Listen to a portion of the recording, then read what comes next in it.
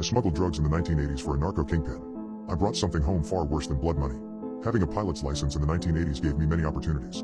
The most lucrative of them were not within the bounds of the law. Most of my free time was in the sky.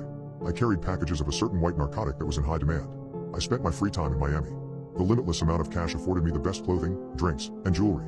I also met my fair share of women at that time in nightclubs. If I was smart, I would have maintained a low profile. My mindset at the time was juvenile. When you see an opportunity to be flashy, I told a fellow partygoer, why not indulge in that decadence? I knew that one day you were king, and the next year in the poorhouse working a dead-end job, or worse, in the penitentiary.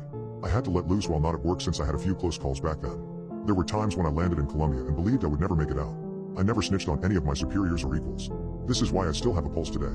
When they thought I may have been culpable of ratting on them, I had to clear my name. I always did. The kind of assignments I undertook was easy for me. For starters, I was a great pilot. I am also of Hispanic descent, and I have no problem fitting in with the populace over there. I rarely raised any red flags. Some may speculate how facing near execution should have been a wake-up call to flee to a place far away. What the person on the outside looking in does not know is how good the adrenaline rush feels. The natural high you get when you are living on the outskirts, and working against the system the way I did. The outlaw lifestyle is one of the most addictive elements on earth. This is especially true when it is abundant.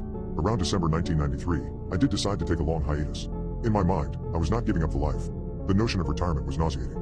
I thought about putting the brakes on the entire operation was a good idea. The highest boss at the time had died on a rooftop in his home country with a bullet to the back. I did not trust anyone to take his place. I did not believe a new leader would be anywhere near as profitable for his subordinates. One day I sat in my apartment watching television. The phone rang and I answered. The voice on the other end was hoarse. He sounded as though he finished chain-smoking 20 packs of Pall Malls. We know you stole one of our bricks, the man said. I went to one of the brujas. I had him give you a little karmic present. Enjoy. I hung up and tried to forget the conversation, though I knew it was a sign I had to move. I bought a cabin away from society. It was in the mountains. The views surrounding the estate were breathtaking.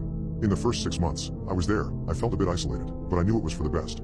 I had an escape route mapped out if the authorities were to ever circle the place.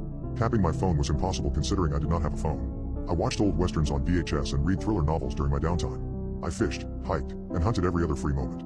I still grew deathly bored. To go from having your heart racing every single day to living like Thoreau was a culture shock. I kept copious amounts of cash buried around the perimeter. It was in everything from shoe boxes to milk crates with pieces of wood placed over their tops. There were no witnesses to watch me shovel in the remoteness. There were stacks of bills stuffed into my mattress, so I rarely had to resort to unearthing the currency. I grew out a beard and dyed it a color I never had before.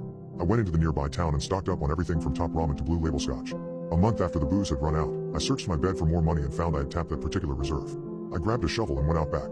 I dug up one of the boxes and brought it inside. As I laid out the money on the floor, one discolored bill, in particular, caught my attention. It did not even resemble a typical Franklin. Upon closer inspection, I saw the bill had dried blood. A symbol was on it. The mark appeared to be similar to that of a corporate logo, but one that was completely unknown to me. I was willing to wager it was unrecognizable to almost everyone. It looked as though someone tried to remember how to draw a pentagram and failed. I knew I could not spend it in town without attracting attention, so I threw it in my wastebasket. I left, purchased the necessary liquor in town, and came back. I awoke in the middle of the night to the sound of rustling. I sat up and stared at where the noise was coming from. It was in the corner of the room, where the wastebasket was.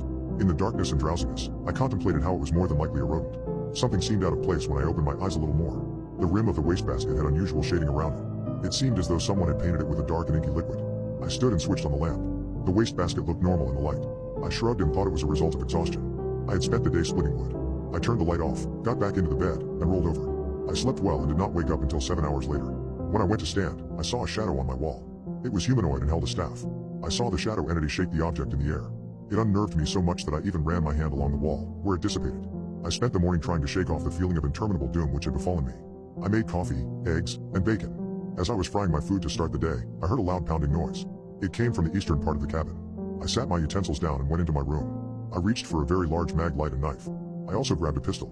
I held the blade downwards and crept towards the persistent noise. I crouched and waited for someone to crash in through the window. I knew it was likely not a lawman, since they tended to announce themselves. I reasoned it was a stray or an adversary. Remembrances of news headlines about a serial killer being active in the area came back to me. I stared at the wall for a long time. There was no silhouette through the shuttered casement. The ruckus ceased altogether. With the gun clutched, I went outside and searched for footprints. What I found instead horrified me. Dismembered animal carcasses were everywhere. The limbs of elk and the bloodied, severed claws of bears were strewn about. I gazed at some of the crimson stumps as the hair on my arm stood up. Whoever had done this had wielded a hatchet with more brute force than precision. I circled the cabin and did not see any trace of a human. I contemplated how it was almost as though someone had dropped the parts off from a plane. I scaled a nearby hill to get a better look at the uppermost part of the structure. There were streaks and wide swaths of blood coating the rooftop. I shoveled the animal remains into many trash bags. The smell was abominable. I tied them off and kept them many yards away from my house. I knew predators would come in the night to feast on the collection. I thought of the possibility of this not being a targeted event.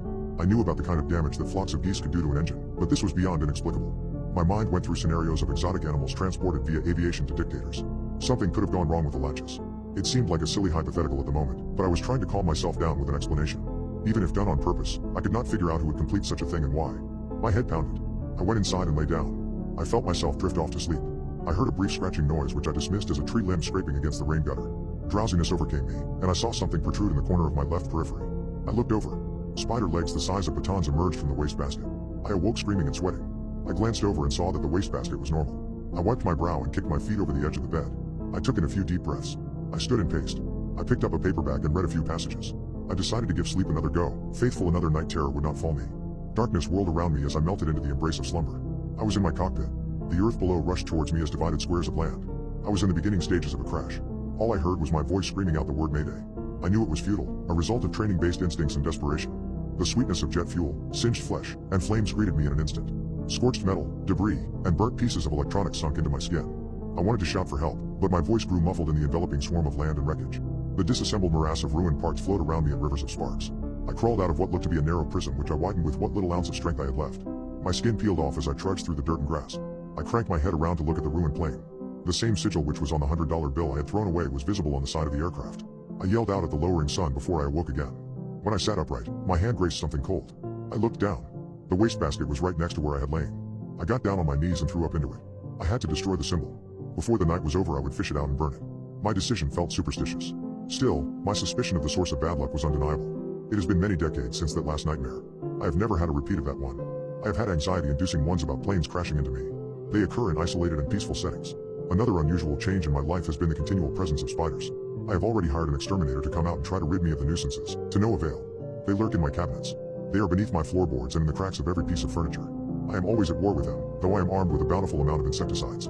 They crawl on me when I dare pass out. The dead animals also became a recurring incident. Something always took them away in the night whenever I put them in bags. Some may envy me for my reclusive lifestyle and my lack of typical responsibilities. If they only knew the true hell I live in, with the constant worry of how many animal bodies I'll have to clean up the next day and how many visions of obliteration I endure. They would not trade their normalcy for my existence if they only knew. I still see the shadow of the man who likely cursed me. When I go into town, I see the same symbol. Sometimes it is a piece of graffiti on a bus bench. Other times it is an ornament hung on a cab driver's rearview mirror. It taunts me. This morning I walked out and saw words written in blood on my front door, likely with a sharp end of a stick. Viveras en el mundo que creemos para ti. You will live in the world we create for you.